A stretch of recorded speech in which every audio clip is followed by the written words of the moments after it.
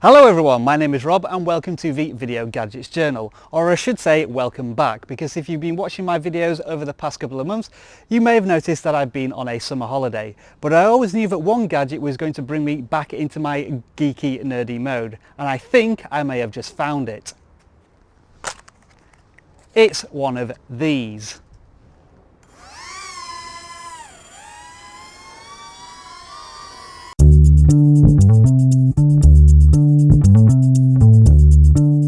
This definitely is a departure from what I usually cover on my YouTube channel, but since this is the Video Gadgets Journal and this absolutely qualifies as a gadget, I found it hard to resist purchasing one of these things.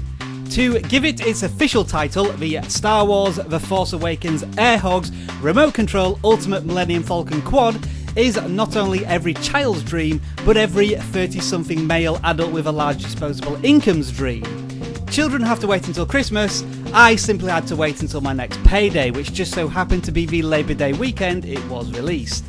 The box is your typical Star Wars affair with plenty of logos and a design that's very familiar to any collectors out there. The back of the box displays the contents with an English and in this case French description of the item because I live in Canada these days. Each of the sides, with the exception of the underneath which lists battery information and safety instructions, displays the same design, which helps establish that this is a product from the new Star Wars films, as I have no idea who this evil looking chap is. Maybe it's a spoiler and he kills Han and Chewie and rides off into the Tatooine sunset in the Millennium Falcon. You heard it here first, folks.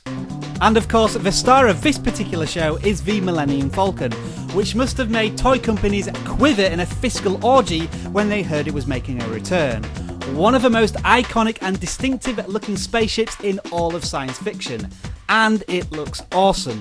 Despite being a drone, no compromises have been made to its shape. You expect drones to be symmetrical to help with weight distribution, but not in this case.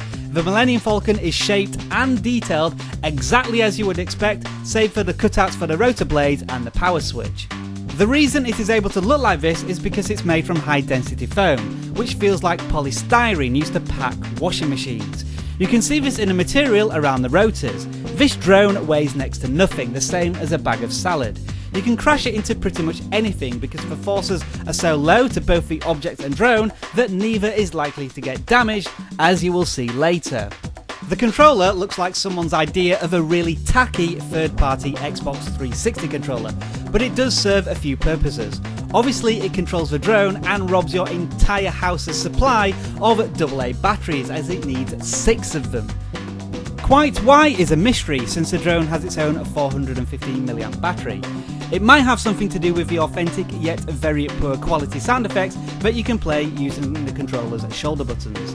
But as you can see, you can plug the controller into the mains with the supplied USB cable, and then a small charging cable comes out of a compartment in the controller to plug into the drone and charge it. That takes around 75 minutes, and it will give you about 6 to 9 minutes of flying time with the drone. We'll come back to that later. As for now, let's get into the Millennium Falcon as a quadcopter drone. As a relatively small drone, you can fly this indoors, as long as you have about 15 square feet of space, and if you have experience flying drones, it's moderately responsive. In this shot, I've synced 2 cameras together to show you the drone flying and me controlling it. The left stick controls the throttle and the direction of the Falcon, while the right stick moves the drone forward, backwards, right and left. Very much like a video game first-person shooter.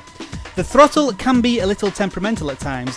Usually it requires a feather touch, but occasionally it demands a serious amount of power when changing direction or sometimes completely randomly.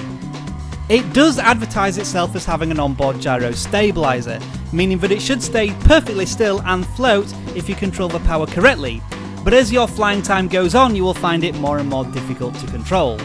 In reality, it's impossible to keep it exactly in one place, as I tried various times in my filming, but on the whole, after a learning curve of about an hour, you should be able to fly the drone with some confidence and feel pretty cool doing so.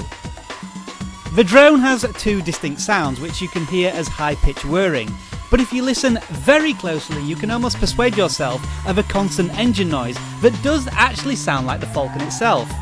Or maybe I'm just being a little nostalgic. Here is another synced camera shot of me following the drone around the office, with a camera attached to my head. You can get a sense of the scale and speed here. The drone is small and fairly slow, especially when reversing, but at such speeds it does allow you to attempt some delicate manoeuvres, such as trying to fly under this table, which I almost succeed in doing.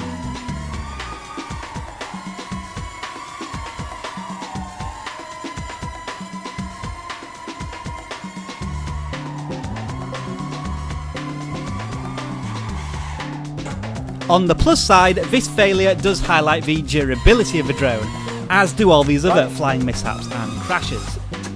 Sorry. Also, because the rotors are tiny and enclosed, it's completely safe and highly entertaining to launch the Falcon from your hand, and indeed catch it, almost like a frisbee. Just be careful with the throttle if you decide to do the latter. When I took the Falcon outside, however, things did get a little more tricky. Remember that lightweight design? Well, that ruins the handling of this drone, even if there is just a whisper of wind. If we consider that most people will be receiving this as a Christmas present, they might not get them outside of the house until spring. What makes things particularly difficult is when air disturbs the drone enough to make it change direction. That can really confuse your handling, especially if it turns 180 degrees, as that reverses the controls, and if you're not expecting that, it won't be long before you crash it. Obviously in daylight you can see the Falcon in all its glory, but at night the blue lights in the engines and those bright white headlights add yet another special authentic Star Wars feeling.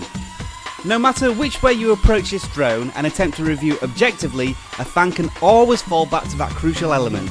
It's a Millennium Falcon drone, and it looks stunning. What's not so amazing are the sound effects from the controller.